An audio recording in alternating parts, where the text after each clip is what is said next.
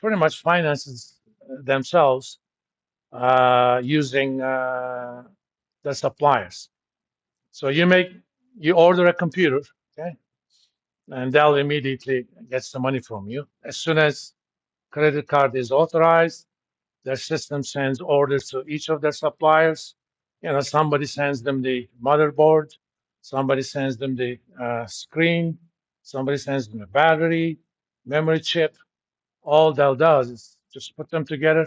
It typically takes them 2 or 3 days. They ship it to you, but all their suppliers are paid around 90 days. They get their money from the credit card company within 7 days. And the way Dell manages inventory is just-in-time inventory. They don't keep much inventory, so they don't have much receivables either. It's at most 7 days, so it's not going to be much. And they don't keep much cash either. So if you go from the orthodox view of the current ratio, you should never do business with Dell. But obviously, they're in business, and they actually thrive on that business. Why? Even if they had receivables, they could actually, in this day and age, you could securitize your receivables.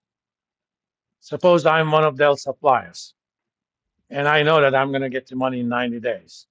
The trouble is, I'm going to wait 90 days. I have to fund that. I can take all those receivables and issue a short-term bond, which we call commercial paper. It's basically commercial equivalent of short-term treasury bills. And I say these are backed by these receivables. So whenever those receivables come in, I'm going to pay the bondholders. It's called an asset-backed security. And suddenly all my receivables goes to zero. I have cash, and I can use that cash either to keep it as cash, or I can spend it on whatever I need, or give it to my shareholders. So in this day and age of financial engineering, for larger companies, these short-term solvency ratios mean nothing. So look at them for smaller companies. But if you're going to do that, sometimes you're concerned that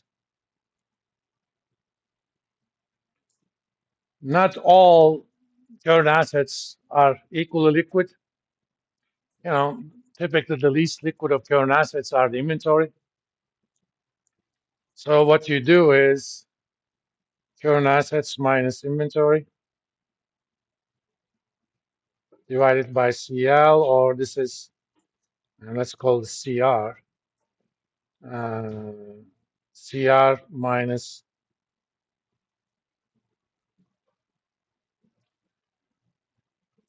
this thing is also sometimes known as the acid test. It's you want this number to be definitely greater than 1 if it is relevant. It's not for a large firm. It goes back to if you want to test whether a liquid is acidic or base, there's a piece of paper, kind of paper. You dip it into it. If it turns red, it's acidic. If it turns blue, it's base. If it doesn't change color, you're dealing with water. And if you're even more concerned that some other current assets may not be liquid, for example, accounts receivable, calculate cash ratio. This is, I'm going to put cash in quotation marks. These are cash and cash equivalents plus short-term investments. Or you can, let's call this QR. You can think of this as QR minus accounts receivable divided by current liabilities. Okay.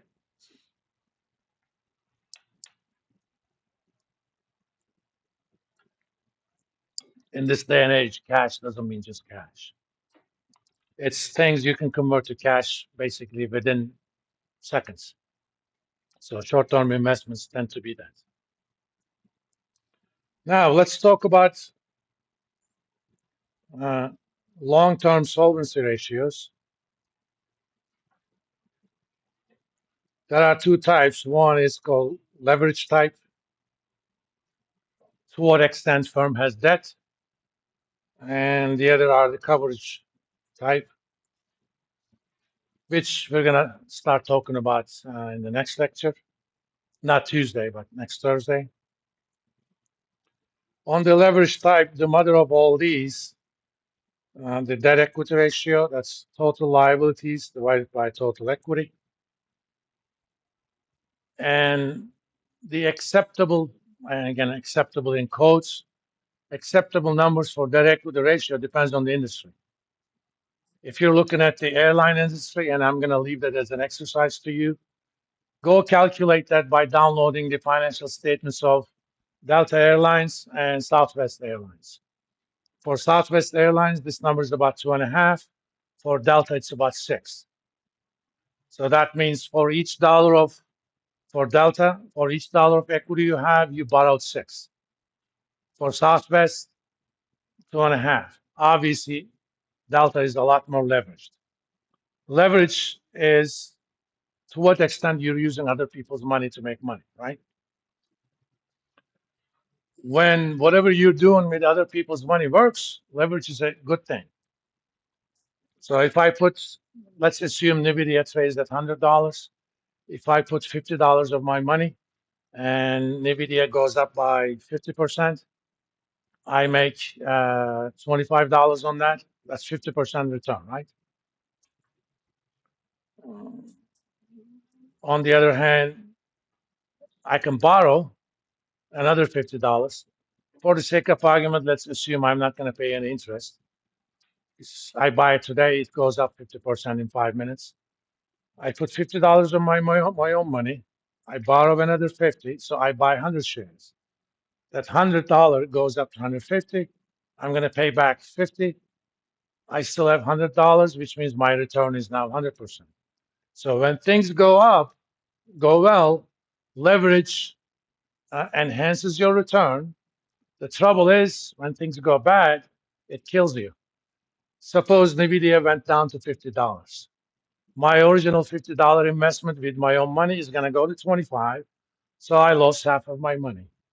But if I borrowed, I'm going to borrow $100 worth of stuff that went down to 50, but I also owe 50, so I'm down to 0.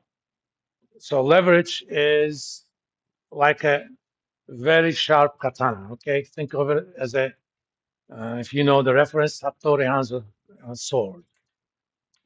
Hattori Hanzo is a fictitious sword maker. You guys ever watched the movie Kill Bill? You should. It's one of the best movies by Quentin Tarantino. Of course, since it's Quentin Tarantino, there's a lot of violence in it. Originally, he made it as one movie, but it was about 5 hours long. So they divided it into two before they released the cinema. I think it's available on Paramount Plus or Max, one of those. If you know what you're doing, it's going to cut your enemies. If you don't know what you're doing, you're going to cut yourself. That's what leverage is. So you don't want it to be too high, but on the other hand, as a shareholder, you don't want it to be too low either. There is another one, we call that TDR. This is total debt ratio. And there is another called EM, equity multiplier.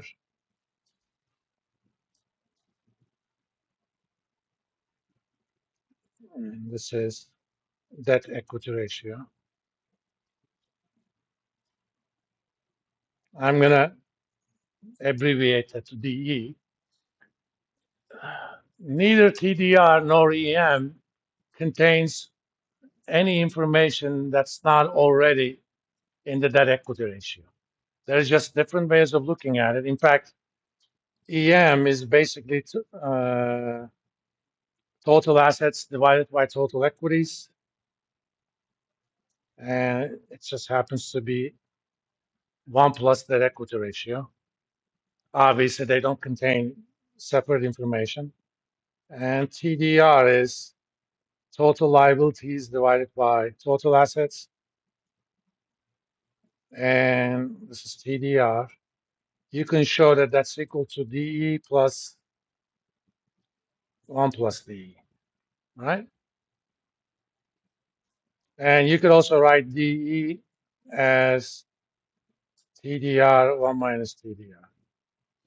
So if I gave you total debt ratio, you could figure out debt equity ratio and vice versa, which means information wise, there is nothing independent over there.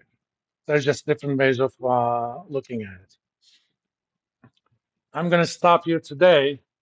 Uh, you guys all sent your group requests, and I'm going to post homeworks along with your group assignments sometime later this evening. You're going to have basically until next Friday to finish it. But if you kind of get started earlier on that, that'll be kind of a little bit prep for Jeopardy we're going to play on Tuesday. I will also post my old Jeopardy things, so you'll have an idea about what sort of questions you're going to have.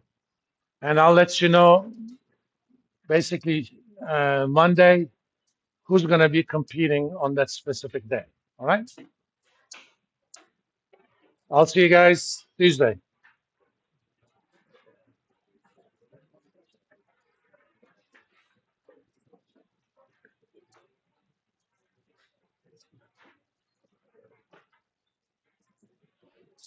What happened to my recording?